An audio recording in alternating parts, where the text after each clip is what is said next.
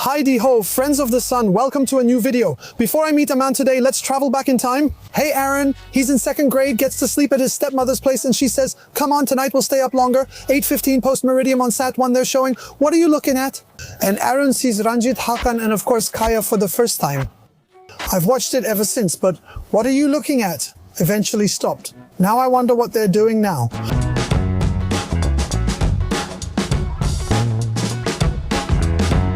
Come on, let's say hello to each other then. was just about to say. Kaya, nice. Very kind of you to take the time My pleasure. that I can be here today. My pleasure. I've never been in the hall before. Later it'll be packed. It's all filled up. Not a single person has paid. Yeah. But things like that really don't exist today. That's why I can make this joke. Yeah, we're packing the place today. It's not always like this. I'm being honest. Was there a time recently when you showed up and thought, oh, 1, 2, oh, I can see everyone? Yeah, that happens every now and then, like yesterday or the day before. The problem is, it's never too few people, it's just too big of a hall. If I say 2,000 people now, Perspective. that's what you say. Awesome. But the point is, I think 2,000 is a lot. But in a 4,000-seat hall, it looks like very little. In the industry, and every colleague or every event colleague suffers from that, it's important to find the right balance. You can play for 4,000 or 5,000 people here, like today, but then go to... Where were we yesterday, Trier? Yeah. We also had a 5,000-seat hall there, but only 2,500 showed up. But that shouldn't. 2,500 is still impressive. Exactly. Now the question is, you also started at some point, right? We saw each other 10 years ago on Marcus Lands. I still remember that. Yes. You said, you're Aaron Trushke. And I said, no, Trushke. Ha ha ha joke. You said, I'll never forget that. Really? Yes. Oh, come on. I wouldn't make such a bad one. I don't know. Are you sure? Yes, it was awesome, I remember. Back then, Marcus Lands invited guests with stories, not politics. Mm-hmm. You once joked saying you met a girl with 2 big brothers. That was your usual big brother joke, but you didn't want to share it. And then the editor, but it's funny. Do you remember that? Yes, and since I was in the control room during the live broadcast, I saw how you forced that out. And then, of course, the room laughed and applauded. The audience at Lance was so happy, and the editor was sitting backstage and so on. Yeah. You saw all of that? That was my first day in the media behind the camera. And I already mentioned, I was in second grade when I got to sleep at my stepmother's because my dad was at work. She watched Was Guckst with me. Back then, that was just boom. That kind of humor. Hakan was, of course, the favorite here. Teenagers messing around, awesome. If we go way back, when did you know you wanted to get into media?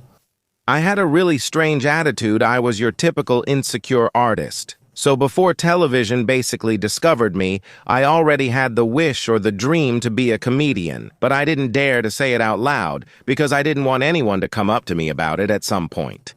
Okay, so you didn't make it then.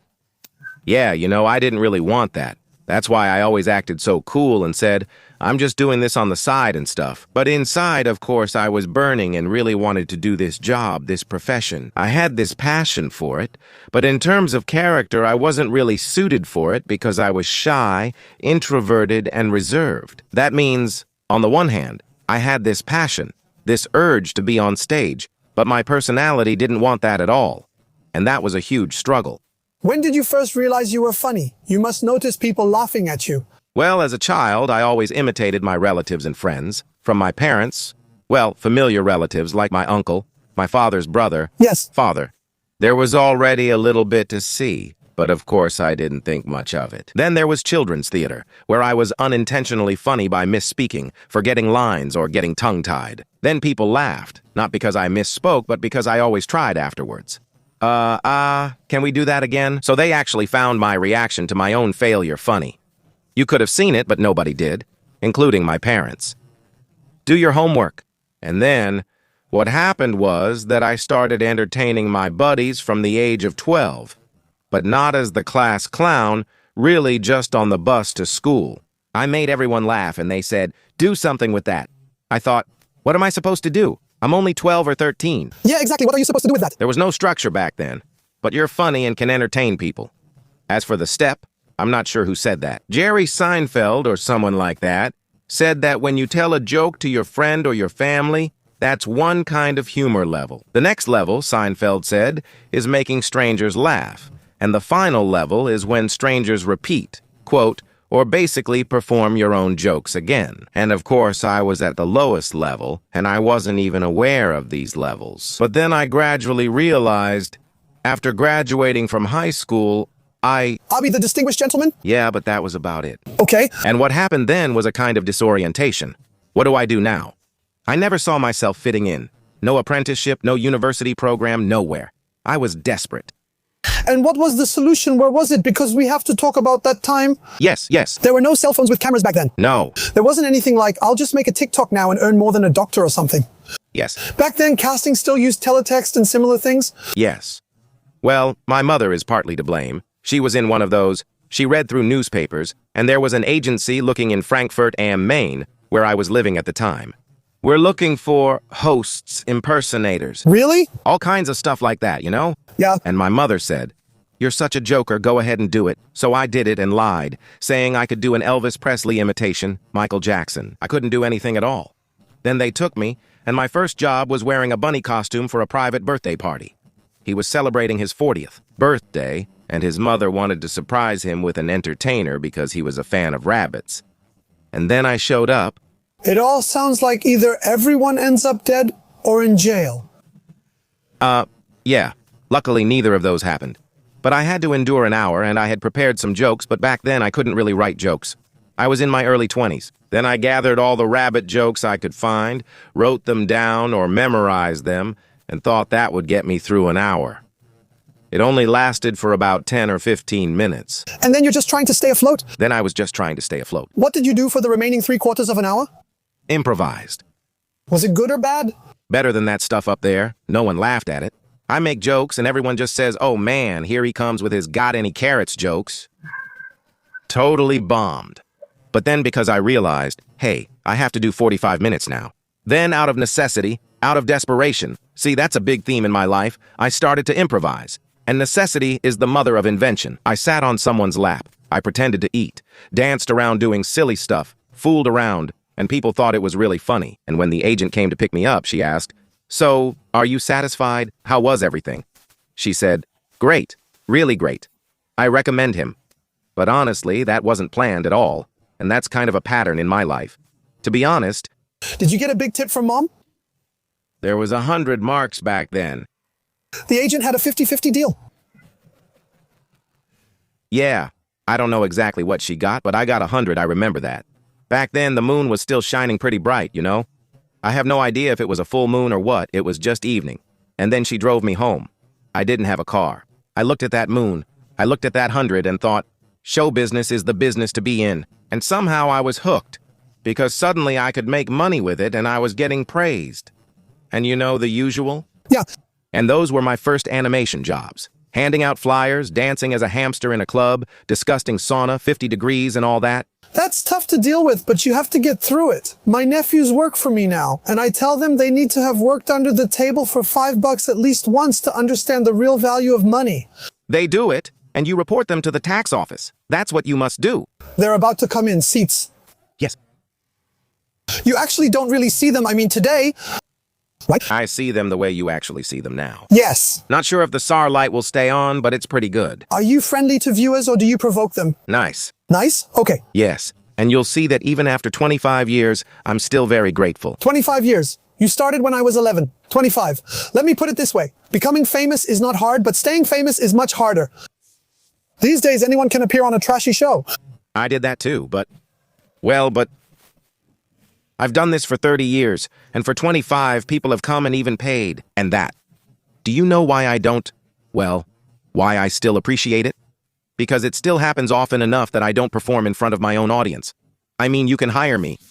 No. Well, not me, but my service. Yes? Because those times are over, I'm married. No, but the yes. If that's really true and Grandma Inch wants to go wild again, go crazy, yes. Fatherland doesn't go, but I didn't even book that one. Yes, well, that means there are company parties. No. Yes, That means when someone like Worth says, Worth Branch Dresden 120. Did you say Worth? Yes. These screws are also available in Switzerland. Exactly. Exactly, they hired me. No. They're over there in Romanshausen. Yeah, they're everywhere. He owns and holds the world together. It probably tastes good too, right? Yeah, I was paid in screws. Yeah. Yeah, you have to report that to the tax office too. Pay taxes on the money. I got 2 million screws. Go ahead and calculate the bag. That's him at the tax office looking like this. Is that so? What was I going to say? Yeah. Or, you perform on television and you also know that doesn't automatically mean it's your audience. Yes. The zweites deutsches Fernsehen Fernsehgarten is a good example. When did you really mess up on television? The last time was last year on May 4th at the zweites deutsches Fernsehen Fernsehgarten. I had already been there twice before and it worked out. And it was my own fault. I'm honest, you know. The audience is never to blame for me. I always know, they all want to be entertained. You messed it up. When you work in television, you know that well. If you do stand-up, you have to submit a script for the editorial team to review. Oh, really? That's their right. Yes. But especially if you're doing something for zweites deutsches Fernsehen, they want to have a script. So whenever you do stand-up, no matter which channel, it has to be approved. Really? That doesn't sound like fun at all. Yes, it does. Yes. Why? They just want to know what you're saying, what you're shouting out into the crowd, you know, and then you hand it over, and then please stick to it. Especially when it's a live broadcast. That was a live broadcast. That's exactly it. Then zweites deutsches Fernsehen approved it. And then I found out beforehand that May 4th, I'm like, May 4th is Star Wars Day. And then I started talking about Star Wars. Oh, awesome. I love Star Wars. The Schlager audience was like, where's the joke? I said I did tell a joke. Now I'm curious. Okay, I said. Any Star Wars fans here? Nobody responded. I should have stopped by then. Even if you were there, I still would have done it because I thought he's funny. Come on, I'll bring him to you, I said. Did you know that Disney bought the Star Wars franchise? Yeah, 4 billion then, now 20. I'm all in. So I said, awesome. So now I said, at least you would have laughed, even if you were the only one, but still. Then I said, you know Disney, that's Donald Duck and Goofy and Mickey Mouse. That means a kid's franchise like that buys a cool franchise like Star Wars. That means soon we'll see Donald Duck as Darth Vader, right? And then nothing, then I did another. Nothing. And the audience? So I really tested my audience after that, and since then I've appreciated my audience more and more. The issue is performing for a strange audience doesn't work, and that's my fault. I should have realized there were no Star Wars fans and they didn't even know Disney. But at the latest, I also see the editors waving. And then I thought to myself, I have another one. Because that day was 40 years of Modern Talking, and Modern Talking was there. Dieter Bohlen and? So just talking. Oh, I see. I started joking about Modern Talking, but their fans didn't find it funny. From the 10-minute stand-up, only about 2.5 minutes remained. That was the last time I really messed up. But it's my fault. That happens every now and then. But you know, I actually think it's a good thing. Why it keeps happening. It keeps you grounded. Yeah. Yeah. That keeps you grounded. That you just say, hey, I'm not Superman. I still make mistakes. I mess up.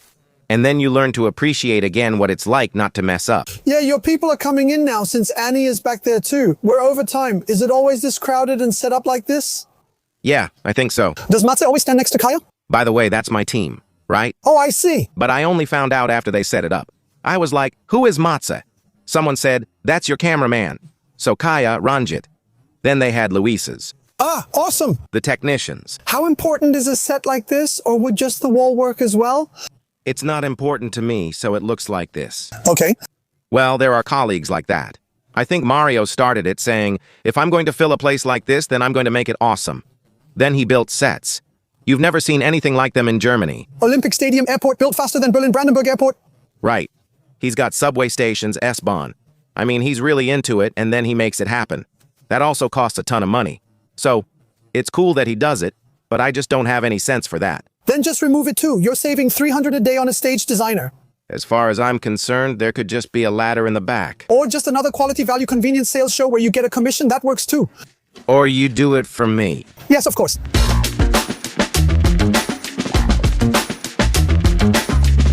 Yes, but this is a rare exception now. Of course, with the camp bed. The camp bed is the most important thing. Really? Why? Because, like I said, did I already mention it? 52. No, that's right. I'm approaching 70, and I just need these naps in between, and that's what I do. So either I'm tired or I just want to withdraw a little and meditate a bit and so on, and then, I just go for a short MH, and it actually works. That's, great. And often I don't even need it because today, for example, I slept well at the hotel and then... But it's always there because in the past I used to hang around on those couches. And then, I'd get a stiff neck and everything. You never know what was there if a band was here before you. But you see, this yoga mat is actually fake. It's a prop, because I used to do yoga more often for my back. But as soon as the back pain was gone... You stopped doing it? Well, it's yoga, come on. How fit do you feel? For 52, so if you now... I feel fit until my body tells me, you're not. That's really strange to say because I don't feel old, not even in my mind somehow. So probably others notice it more than I do. But you do reach your limits, where you realize, you are 52 after all. Previously, I could fly in, travel, do things, and be on stage by 8 in the evening. Even after that, I still had plenty of energy. And now I can already feel it. Being on stage in the evening on the day I arrive is slowly becoming a bit difficult. Someone once told me, you can tell whether you're young or old by the answer. The answer is important to the question, when was the last time you jumped down a flight of stairs? Whoa. Do you still remember how those last steps felt? I didn't even do that when I was in shape. No? At your age, it's easy to injure your cruciate ligament or Achilles tendon. Or your metatarsal bone. Yeah.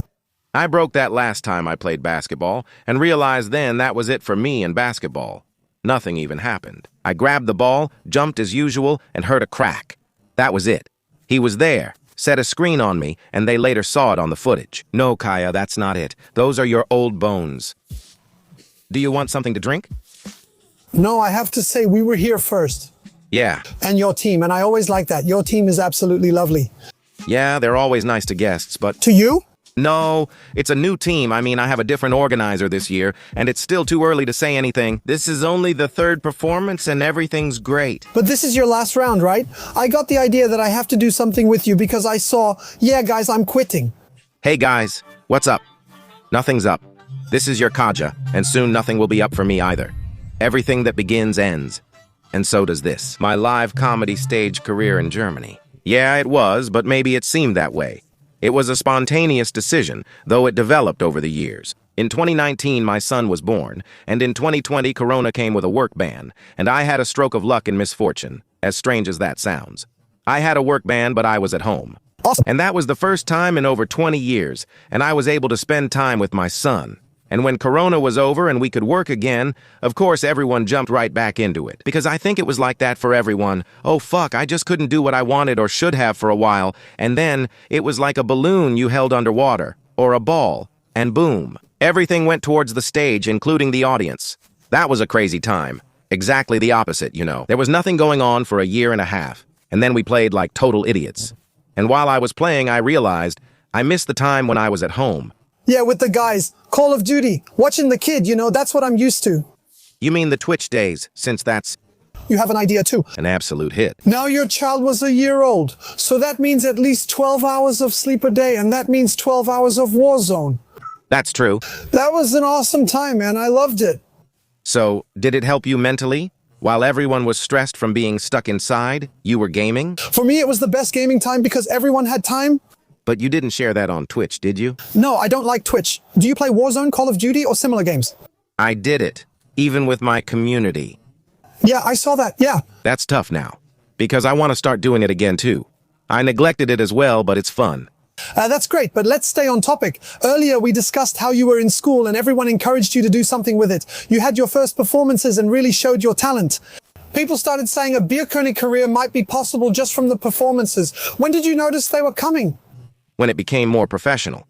I basically had these gigs, either as a bunny or at birthday parties, also for friends. And somehow, instead of money, I got CDs. Because they worked at Sony in Frankfurt, I had the Xavier Naidoo album, Nicht von dieser Welt, and a few others back then. And what you could do then? You could go to a used CD store and resell them. I had a girlfriend in Berlin. There wasn't a lot of culture in Frankfurt. Bankfurt, as they like to say. But I was from Frankfurt. I didn't really know where to go. And then some people from Frankfurt, from the agency and so on, told me, actually, you should go to Berlin or Cologne. That's where there's more comedy. And funnily enough, I met a girl from Berlin in Frankfurt, and then we got together, and then I stayed at her place. I was broke then, but she said I had to see the midnight show at Hackische Hofe, Chameleon Varieté. And then there was a casting back then, and I got accepted, and I was allowed to do a stand-up. And that's what I did. I think it was around 1 or 1:30 in the morning and in front of drunk tourists. because I found out later that those weren't Berliners going there, but it was enough. That was what I needed. That was the moment when I went from level 1 to level 2, making other people laugh, and not desperately at a birthday party, but with my own jokes, and I managed to do that. And the woman liked me. That was the clown's wife back then. I forgot his name, the one who did all that. He was really the clown there? Yes. Okay, hey, if they're at home, you know, I'm always like that there. I'm always like that. No, my clown. Yes. Yeah, you have, yeah. Okay. What an arrogant jerk. Yeah. He was really the clown? No, he really was, literally was the clown. I just forgot his name. And she liked me and always hired me. And then I was in the company of Kurt Kromer. Oh, awesome machine. Bodo Wartke. I don't know them now. I think Johann Koenig as well. Oh, awesome. I think. That was it. We were the wild ones back then. Wow, you used to be the young wild ones, but now you're the The old veterans. But that was... silverbacks, as they say. But the point was, I still remember exactly. I don't know if Alex was already called Kurt Kromer back then, or if he was still called Alex. Yes. He had such crazy, nice rumors, but back then you played this crazy professor who enlarged some kind of fly. That was really weird. That was far from Kurt Kromer, yes. But we already knew each other from the chameleon variety. Those were the early days. I would say that was the late 90s, and that's when I realized something's happening. And through my colleagues, Johann Koenig, Bodo Wartke, and so on, they helped me out. You have to go to Hamburg to the Cabaret Festival. We exchanged ideas, and it was collegial from the beginning. We stayed together in some of Schmid's production apartments, Schmid's Tivoli, and we performed mixed shows there together. Quatsch Comedy Club on tour, that was just the scene back then. And when did the big breakthrough happen? Sat? 1? What are you looking at? That was in 1999, in August, in Cologne, at Cooper's Beer Garden. It's a Cologne brewery that organized a newcomer competition at Cooper's Beer Garden. I don't know. I think it doesn't exist anymore today. There were about 2,000 people, and it was an institution. And some friends forced me to send in a video home system tape of a stand-up performance. And then I said, no, I'm not ready yet. The usual talk about insecurity and fear, and I don't want to fail, and blah, blah, blah. My fragile self-confidence couldn't handle it yet. But then, they actually took me. They really forced me. I sent it in late, but they still told me, Kaya, you have to do it now. There were 5 people out of several hundred, they told me later, and I can't remember the others anymore, and I didn't win either. Oh, I see. I thought you were going to say, yeah, there was Cindy from Marzahn, right? Kurt Kromer, I beat them all. No, but I was lucky despite my misfortune, since it was also an awesome performance. Ingo Appel hosted the whole thing, and yeah, it was a pretty intense gig, but I still delivered. And Sony was sitting there, Sat Eins, the usual suspects. They were all sitting there and said, that guy, we can do something with him. I don't think you've heard much from number 1 anymore, at least not on television. Greetings, Marcus. But then they came up to me and said, Kaja, then we met in Cologne. Can you imagine doing something on stage? That's when I played Ranjit on stage for the first time. The bit was, I was from Frankfurt, and I said in Frankfurt am Main, the drug scene is really thriving there. Even back then? Yeah. Arabs sell that, and that's where I saw the way Arabs, Turks, and so on sell their stuff. That was my first bit. Then I talked a little about sales techniques and said, if the Indians ignored the rose market and got into the drug market, they'd clean up. People were already like, you know, what's he talking about? And then, hello, where is Harsh? Coke, crack, lysergic acid diethylamide, I have everything for you. Then I did that bit. People went crazy, Sony. Everyone came up to me and said, come on, or Columbia TriStar, as they were called back then. Let's bring this to television. I said no, I'm not ready. I haven't finished my first set and need to tour. I stalled, and meanwhile, they slid me an offer. No, I'm not. I can't. I think I'm ready. Yes, it was really exactly like that. Then we shot a pilot and Sat Eins ate it up, that pilot, because there was very little time between the decision. We want to do this. And the first broadcast date was, I think, 2 months away.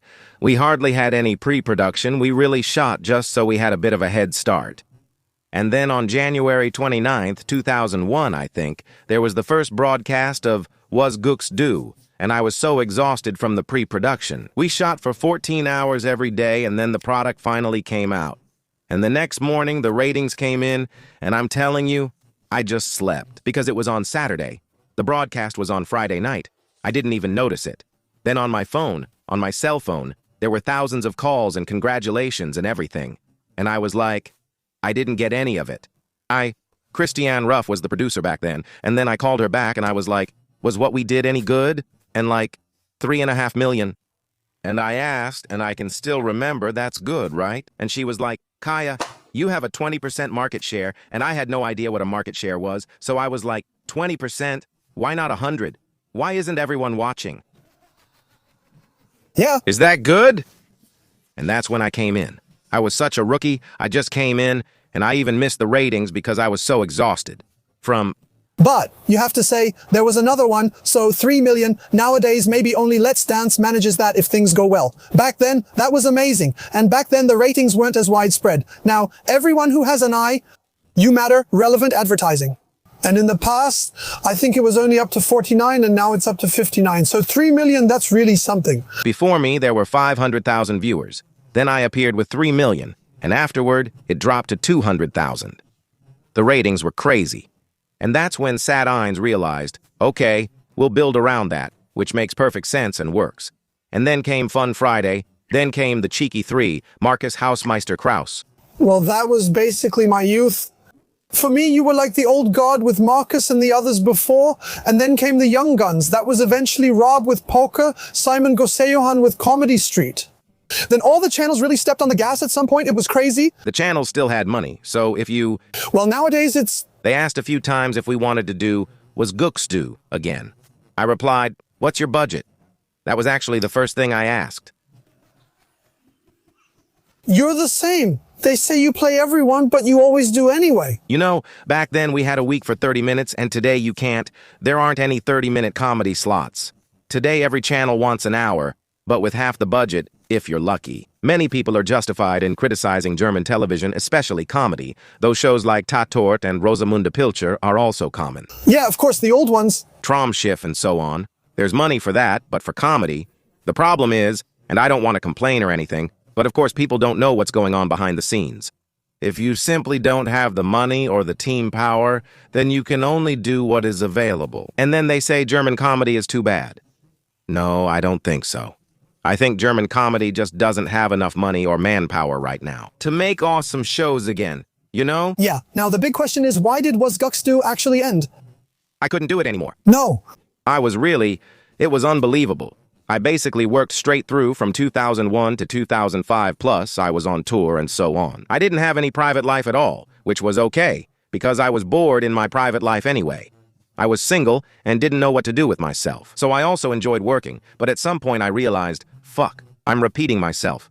I'm starting Hakan for the 100th time now. I realized I also didn't have the time to, take a creative break and think things over again. And then I said yes. At the end of 2005, by the way, I had a big contract from Sat1 for 2006, already on the table. Back then there was... Wait, what is a big contract? Look, in 2004, I think there were 40 shows, or almost 50. In 2005, I had 35. I had to cut back a bit because it was starting to affect my health. And back then, for each show, there was... For each show, easily 10 grand, if not more.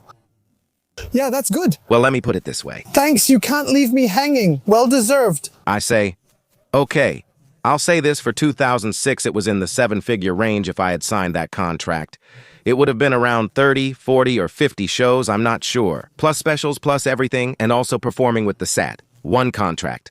So it was really in the lower millions. So I saw that contract and I said, I can't. I mean, even if I had been greedy and said I want the money now, I realized I couldn't do it. And by the way, that's kind of similar. To wrap things up and bring it full circle to what you just said. Yeah, and it just came to me that I should stop touring now. That's a decision that doesn't just come from your head, but you just realize you can't do it. My promoter kept asking last year, what are we doing now in 26 and in 27? We have to book 1 or 2 years ahead since this venue is so popular. Yeah, of course. Everyone wants it and wants to fill it. So Kaya, we need it now, and I couldn't give him dates. And I noticed there was a blockage, it just didn't work, and there was an inner blockage with, was guckst? I had this big lucrative contract on the table I just had to sign, and things would go on as usual. But even back in 2005, I was already kind of struggling. I noticed I couldn't do it. Something was blocking me. And it was the same with the tour now. I can't do any new dates. Now it's really over. Ow. And that's a feeling that sets in. Even if you think in your head, I have to do this now and cash in one more time. But if you can't do it, it's like an inner blockage. Then you just know. The time has come, now I'll stop. And that's how it was with Was Guckst Do, and that's how it is now with the tour. What kind of stopping is it? Is it stopping for good, or is it stopping like Stefan Raab, I'll be back? Yes, of course there are some who think that and say, that's a nice trick and you'll be back in a few years. What can I say? I don't plan to. It's not a trick or anything. It's just really not there, so I just want to stop now. But I never say never. Something like that can always happen.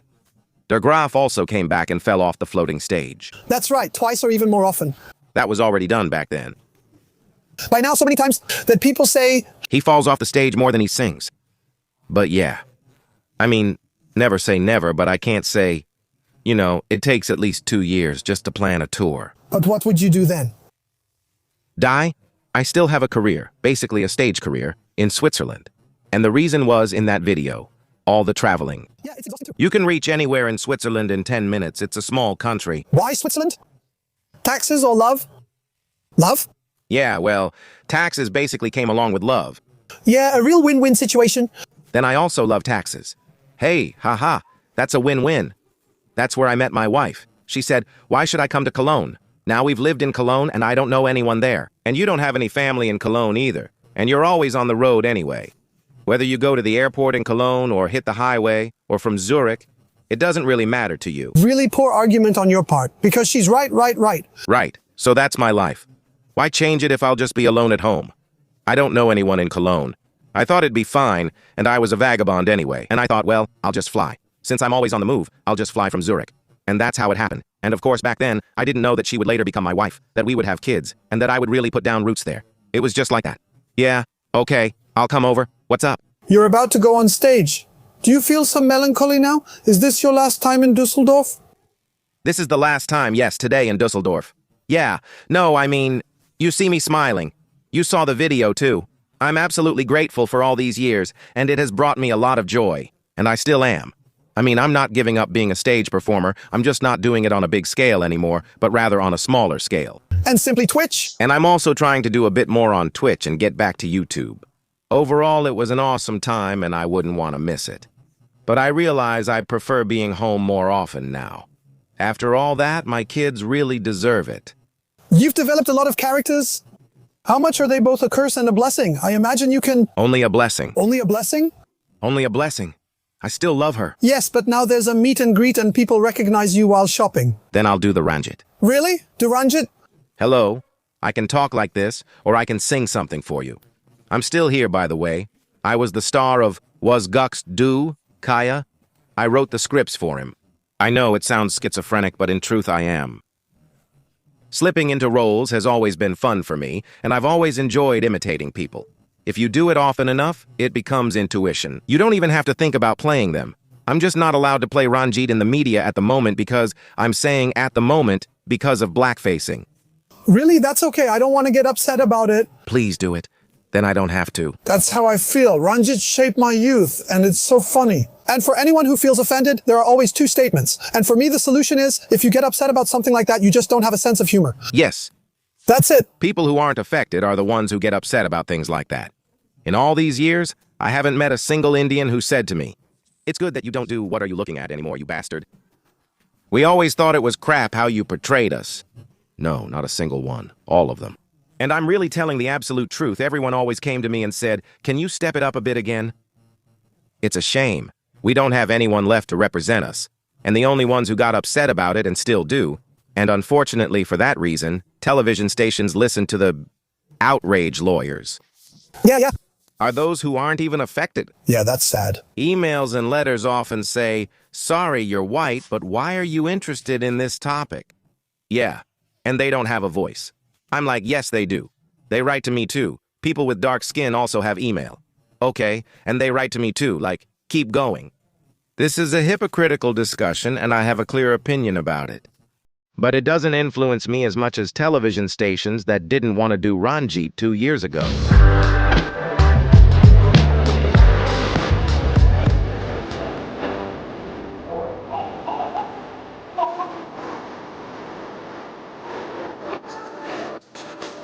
No Rocky or anything else just to warm up this. Exactly, or like some Indian music like. Exactly. No, I don't need that now. I used to do it. Really? No, not at all. But back then, my team had to, like, line up and... Really? No, not that either. Not that either. Everything in my head. They say, after all these years, are you still nervous or do you just rock it? Do you say, oh, now I'm going there? Like a Kai Wegner who goes to play tennis again during a power outage, totally relaxed, everything's fine. Neither. I'm actually looking forward to it. Really? It's like going to a big party. I just met an opening act. Freddie? Yes, Freddie shared just a few things and was already tearing up. Freddie is great, so that was really love at first sight. I haven't done many open mics in my life. Last year, in February, I was at the Lucky Punch Club in Munich with Michael Mittermeier, and Michael said, "Come on, do 2 or 3 open mics. That makes it easier for your new stage program." Which is true. And then I did it, and there were some people there, and I was really focused on my jokes. And then I hear Freddie going on stage, I hear his voice, and I think to myself, who is that? It's something about the way he tells things, what he tells. Then I really forgot my jokes, totally focused on him, and then I stole his jokes. But he doesn't know that yet.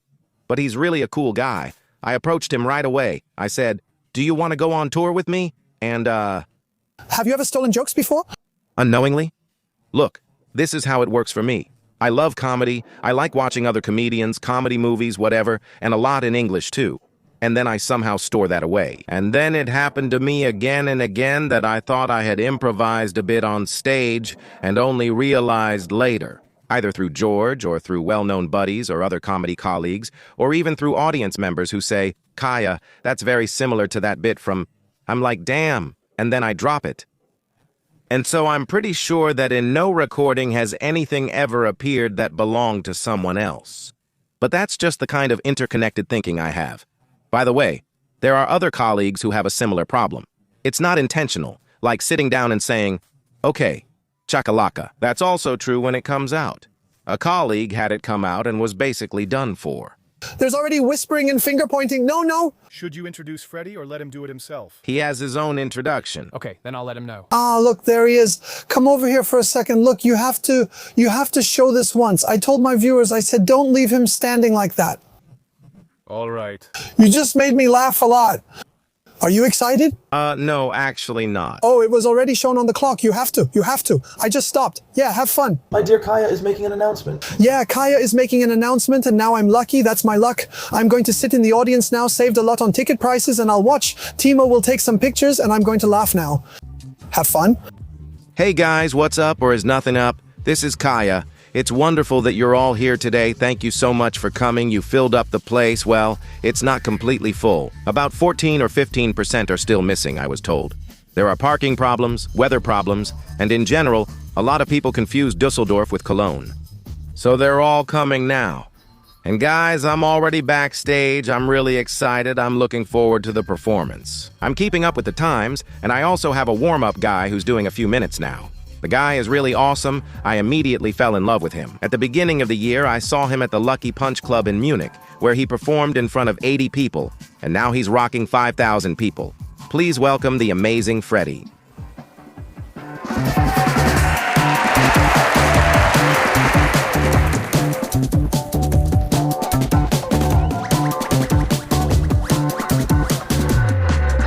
Ladies and gentlemen, it's finally time. Here's Kaya Yanar.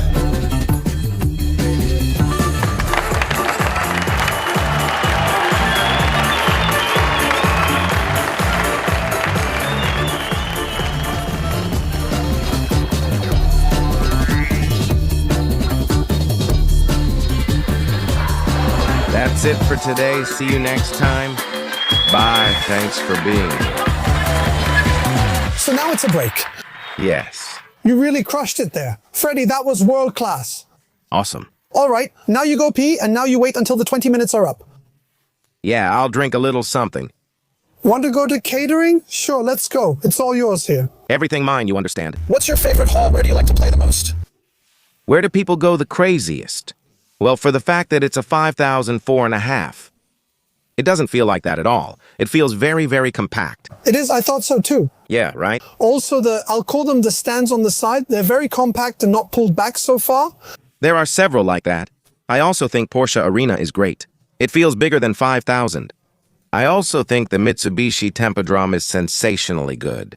Circus Corona is good, and it's just 2,000. Now you're standing around here? Yeah, I always think the posters are awesome. Which one was it? Was it Saarbrücken? Did we play there? Yeah, last year was in Saarbrücken. And that's the most plastered venue I've ever played in my life. From the hallway, from the dressing room all the way to the stage, everything was covered with posters from the 60s. Mireille Mathieu, Rudy Carell. Yes. And it's all full. And I find that fascinating because I didn't really like it that much in the past because I used to think somehow there's a physical therapist who massages you, loosens you up, adjusts you, and... Who does that? Who did you go to? I don't know, that's just how I imagine it.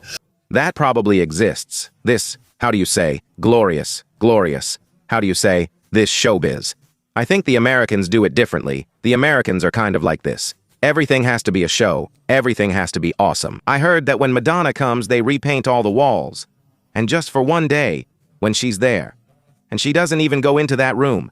There are some really crazy stories about that. And I think I don't know any colleagues, I don't know all of them in detail, but none who are like that. I think there was a masseur once, Chris Thaler, who, just like me, had a metatarsal fracture around the same time. And then he had someone, an orthopedist, who did a bit of massaging. But otherwise, no, I don't really get that. Yeah, the Americans are different. I think they overdo it. I think in Germany it's a bit too little. I thought I'd get famous. Chakalaka, it's happening. But nothing happened. Yeah, Kaya, here's your mic, let's go. I see. But backstage there's really no glamour at all. If there's any glamour, it's only on stage. And I've just gotten so used to that. And I think that's okay. Because you're always focused on your craft. I won my first awards, Comedy Television Award, all in the first year. And the phrase I heard the most was, don't let it go to your head, keep your feet on the ground. And I was like, I haven't even had the chance to take off yet. Let me take off for once, because I think that, for example, when I see the new stars and comedy stars coming up now, and they say they don't want to get carried away, but I tell them to just take off. They'll come back down on their own. What goes up must come down. In Germany, people are cautious and avoid getting carried away. In the United States, they encourage you to go for it and say it's awesome. Did you ever get carried away or... Carried away in what sense? Because like I said earlier, I was such a shy, introverted guy. Yeah. And it was just too much for me. I still remember after the first episode of Was Guckst Du, I didn't even have a car. I didn't even have money. I hadn't even sent an invoice. All that came months later. Even during the first episodes of Was Guckst Du, I really didn't have any money in my account. And a little fun fact, in the first season, they used all my own clothes. Yeah, they were like, you have clothes, right? Then we'll use those.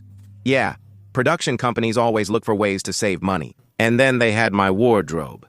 And my head writer, Rainer, a good man, Rainer Bender. I used to walk 15 minutes to meet him. Then we'd go to Hearth, a place I never went to before. And then on the way, when the first episode of Was Guckst Du was broadcast, people didn't just walk past me like they usually do, but they stopped. That was such an intense experience for me. There was this jogger who jogged past me. You! I was like, you! What you did on Friday was awesome. I laughed so much, thank you, keep it up. I just stood there while he kept going. Then that started happening several times a day, and what happened a bit over the years, but back then, as I said, I wasn't really stable in the head yet. That's how it was. It all happened so fast, overnight with full pressure and from 0 to 1,000, and Kaya and whoa! That was way too much for me, and then I went under. Then I always hid a little, I always withdrew a bit. Then I didn't go to parties as often anymore because it was just too much. And detached in the sense of isolated, I kind of isolated myself. Did your career ever go downhill at some point? Yes, 3 times. The first time was after Was Guckst Du, when I stopped in 2005.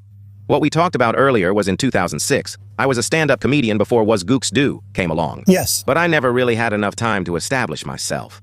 I think I had one Quatch comedy performance, but of course people got to know me as the Was Guckst Du television star actor. In 2006 I went on tour, but ticket sales dropped because Was Guckst Du was no longer around. People didn't even realize I also do stand-up and have my own program. I think we need to go in that direction, actually.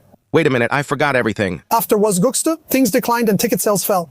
Since I wasn't an established stand-up comedian, I basically had to start from scratch. I had, then instead of 2,000 people or so. So during the Was guckst do time, people came because they realized, was guckst do? And he's playing Ranjit on stage. And when that was gone, then I had about 300. So it really went down by about 90%. And I basically had to. 2006, 2007, 2008, it was really like that. There were a few hundred people, it was okay, but that was until RTL broadcast my stage show in 2009. That had 5 million viewers, and then the hall was suddenly full again. That was the first time. The second time I forgot. Sometime around 2016 or 17, there was another slump. Why, I don't know. You can't really tell. And then only twice. Yes, then twice. Sorry, twice. Yes, exactly. It was those 2 times. Did you think it was over, or did you expect to return eventually? You train, stick with it, and rebuild your audience like on Twitch. I saw you have 500,000 followers on YouTube. Yeah, crazy, and I don't really use it that often, but they're very loyal to me. So thank you very much, my dear followers. But the point is, I just felt like it. And sure, it would have been cooler if more people had come. Especially when you book bigger venues, we talked about that earlier too. But then you adapt, and you still perform. Even in front of 300 people, it's still fun. But of course, you hope, you say, yeah, what I'm doing is good. And then I realized, how are people supposed to know that I'm also a stand-up comedian? And when the broadcast came out, I was established. That was around 2009 or 2010. RTL just aired Made in Germany, and since then, the venues have been full. That's right. That was also a digital versatile disc that I got from Sony and sold right away. I also sold my own DVDs. You wanted to return to the dressing room, right? I think we have to go, right? Yeah, you have to change your clothes. Then you have to change your clothes. So then, Shakalaka! may the force be with you. See you soon.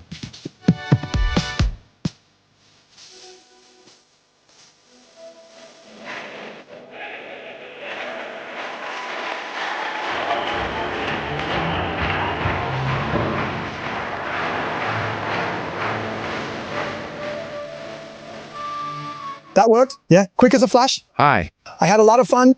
Thank you, that makes me very happy. I have to get my money's worth too. You didn't. No, I didn't pay anything. That's why I had 3 times as much fun, you know? With the people behind me, I always thought, haha, they only had twice as much fun. I had 3 times as much. Hey, I had an amazing day with you today, my dear. Thank you, me too. I'm a little sad. I should have come more often, but I still have a few more chances. No problem, we can do it too. I'll become a YouTuber like you. YouTuber, no talent, just earning some money. Yeah, I'm telling you, simple life. I'll just tag along with you, and it'll work out. So, no, I really enjoyed it a lot. You're doing a great job, and I also think it's awesome that you're still around. Because back then, I mean, how did it start? Was it through Who Wants to Be a Millionaire or something?